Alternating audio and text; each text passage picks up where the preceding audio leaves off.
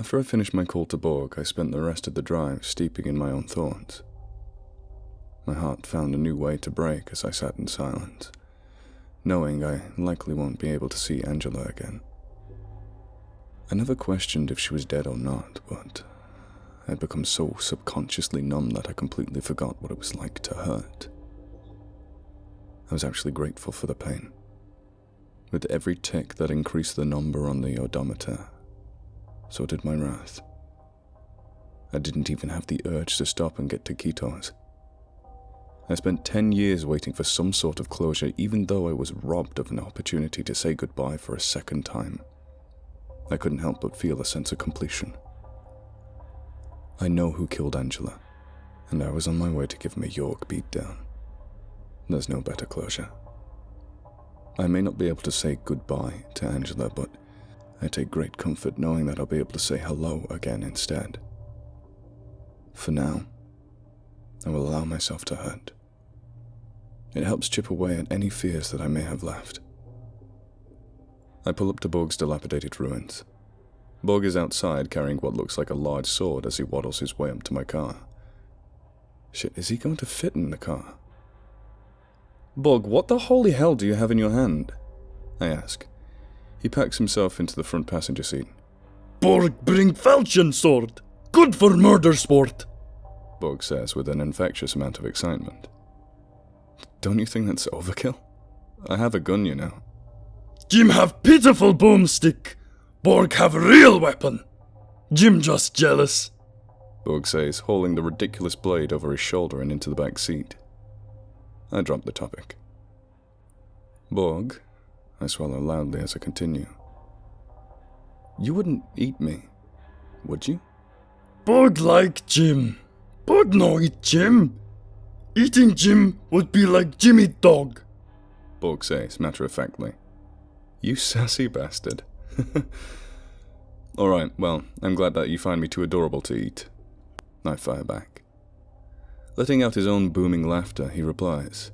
Jim no cute. Jim just helpless. He laughs harder, clutching his gelatinous gut. Alright, I chortle. Are you ready to help me in this? Yeah, Jim. Borg and Jim go party now. Borg smiles. Jesus, this is how orcs party? Ogres? I shudder to think of what Borg's bachelor party would be like. We spent most of the ride talking about our plan and construction hacks, all while Borg sharpens his sword. I don't think scraping the thing on a rock actually improves anything. However, I grinned at the idea of Wade suffering with a dull blade. In 5 miles, take exit for Fink Road, the GPS chimes. Borg semi-lifts his head, looks at the phone, then looks at me. Now get serious, Jim. He was trying his best to keep his voice down, but still failed. I know, Borg, I said, throttling the gas. In a half mile, take exit for Fink Road, the GPS continues.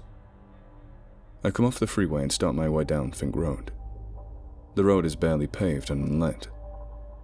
I flip my high beams on and continue speeding my way through thick darkness. Looking behind me, I can only see a faint glow of my brake lights reflecting off the clouds of dust kicked up behind me. In 25 miles, your destination will be on the right. Borg must have sensed tension and says, Jim, we need talk about plan. Uh-huh, I say, keeping my eyes on the road. When Borg see Skinwalker, Borg attack. Borg stab Skinwalker and pin him to ground. Jim shoot Skinwalker knees, elbows and eyes, if Jim can aim, Borg says, as gently as an orc can. Yep, got it. Then what? I ask, still keeping my eyes focused. Jim light Molotov and smash Skinwalker on head. Skinwalker will ignite. Very flammable, Borg replies. Flammable? I asked, puzzled. Yes, Skinwalker afraid of fire because Skinwalker catch fire easy. Borg like to watch. Borg lets out a creepy, thick giggle. That's sick, Borg. I nervously laugh along with him. In 7.5 miles, your destination will be on the right. I feel my knuckles whiten, death gripping the steering wheel, I accelerate to 70 miles an hour. I'm so ready for this, and I'm truly looking forward to my next burrito, if I can manage to make it out alive. We pull up to a vacant mortuary. No one appeared to be standing outside, no lights were on, and the atmosphere was entirely silent, as if we were standing at zero gravity. Borg reaches into his shirt pocket and pulls out a pair of glasses, taking great care not to scratch the lenses. "Great," I say. "I'm armed with weapons I've never used, and my backup is a handicapped ogre." Borg not ogre! Borg orc! Jim have handicapped mouth! He barked at me. "All right, I'm sorry. I'm just nervous, I guess." It's okay, Jim. Please focus. Borg replies with sincerity and confidence. I keep my headlights on and stare at the front door of the mortuary, waiting for this thing to emerge. I almost missed Wade walking out from behind the left side of the building. He was dressed in a pinstripe suit, slick jet black hair, bronze complexion, and a fairly young face. Michael said he was around 150 years old, but he looked like he was in his early 20s. He stood grinning at me, locking my gaze. Borg and I look at each other, nod, and get out of the car. I swing my backpack over my shoulder and Borg does the same with his falchion sword. We begin towards Wade at a cautious pace as he glides towards us, entirely unfettered by our preparedness. We all stop walking once we're about 10 feet away from each other, and I say, "Wade." My voice was about as smooth as gravel. Wade opens his arms as if to embrace. "Jim!" Both Borg and myself put one leg back, bending our knees to receive an attack. Wade puts his hands up and lowers his head slightly. "All right, you don't trust me. That's probably wise on your part. I learned a bit about you." I start with my infamous false confidence. "You're a skinwalker and not even your own tribe wants anything to do with you. Did you get caught strangling the family pets?" I finish, satisfied with that low blow, which I could see ticked him off. "No, not for strangling family pets." He started pacing, circling. I didn't see Borg flinch, so I tried to relax as much as possible. I trust that Borg will lead when it's time to move. "I can see that you're not entirely certain what a skinwalker is. You wouldn't be asking me such foolish questions. That's your first mistake." "Trust me, pal, I've made many mistakes before. Pretty sure a Kelpie popped that cherry for me," I replied with cool ease. "Right." He rolled his eyes back.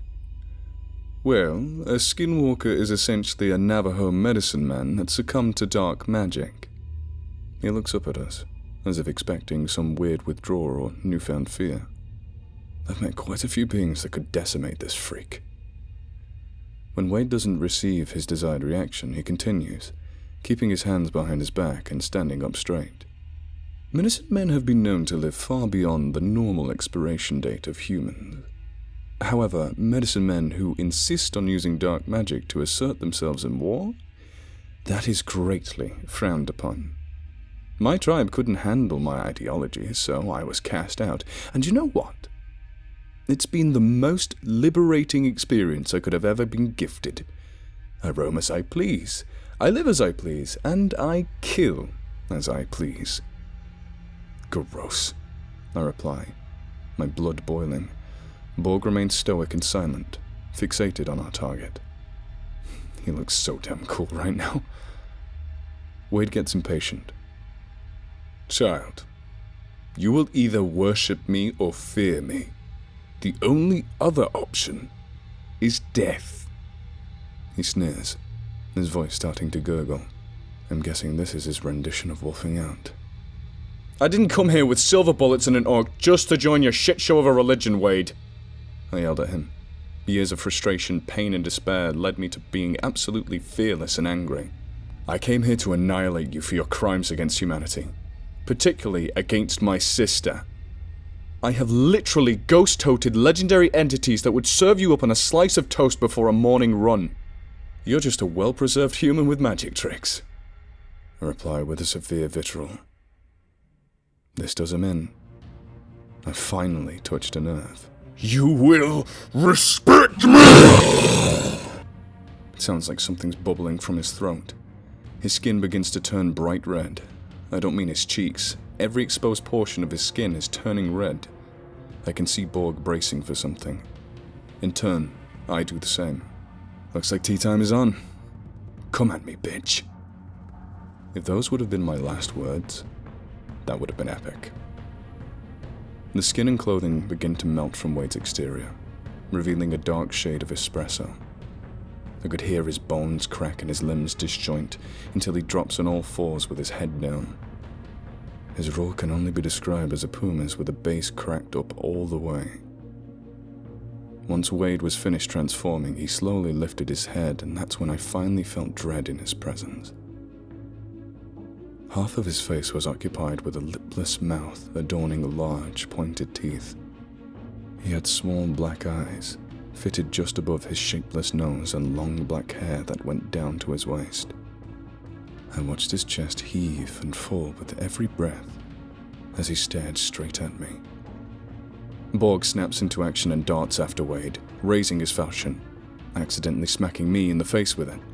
I hit the ground and yelped like a wounded coyote, holding my face in efforts to quell the ringing in my ears. Borg turns around, still holding the sword up high. Jim! In a flash, Wade tackles Borg right into the car with enough force to cave the driver's side door in. Broken glass rained on top of them as they struggled. Wade sinks his massive teeth into Borg's shoulder, causing Borg to scream and release his grip to favor his new wound. As I squint in their direction, I notice Borg trying to get to his feet while Wade starts speed crawling towards me. I panic and start scurrying backwards, trying not to look away from this horrifying psycho spider sprinting in my direction. In my sad attempt to back away, I realize I'm nowhere near my weapons. Fucking oops. I hear Borg stumbling towards us, falling to his knees every so often, undoubtedly from the pain. I just had to stall this thing for a few seconds to allow Borg to catch up. Wade jumps on top of me, sitting on my stomach and squeezing my throat with both hands. He laughs in a very moist, deep and devious manner whilst I try clawing at his arms for release. It simply wasn't working. I could hear Borg getting closer, breathing heavy and clearly struggling. I have to do something. That's when I remembered grabbing the iron nail that Borg had gifted me.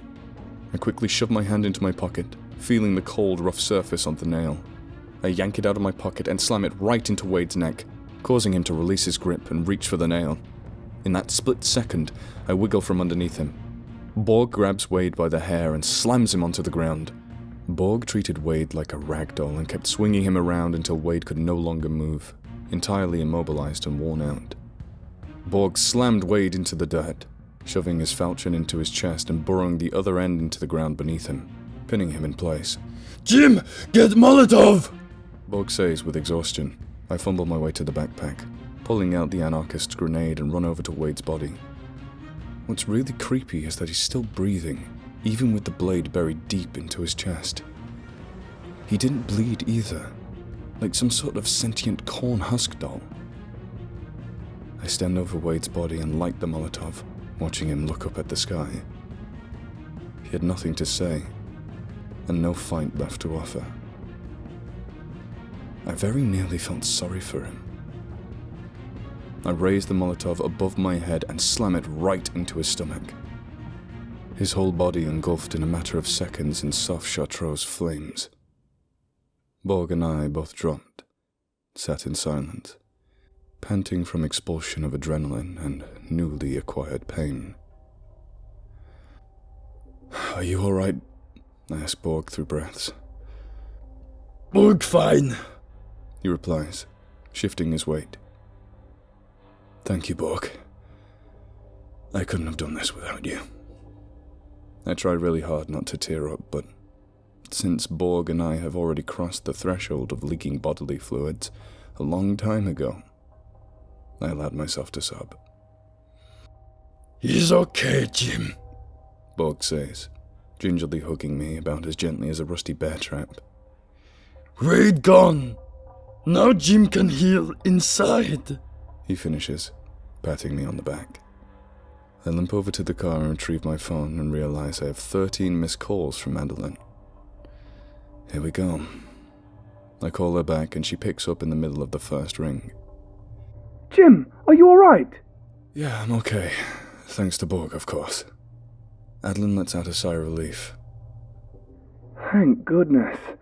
Is Borg okay? Yeah. We need a ride, though. What happened to the company car you had for a grand total of 6 hours? She's furious. So much for being worried about my safety. Well, the driver's side got crushed in the middle of our dispute. I reply, wincing at my own words. She lets out a snort and says, Alright, I'm sending out a car after you two. Thanks, Adeline.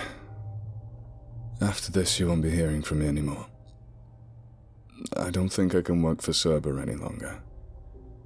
Thanks again, Jim. You now owe me a car. I've already ironed out the kinks with your own car, but you're going to stay on with Cerber and regain enough funds to cover the damage of the one you borrowed. Once you repay me for this car, only then we can talk about releasing you from Cerber. Do you understand me? She huffs.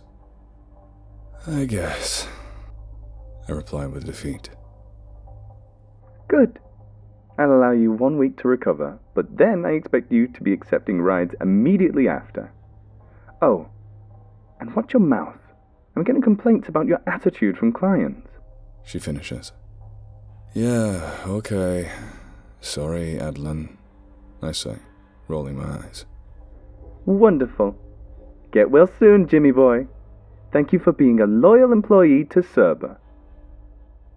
The line clicks and dies. Damn it. I really need a burrito.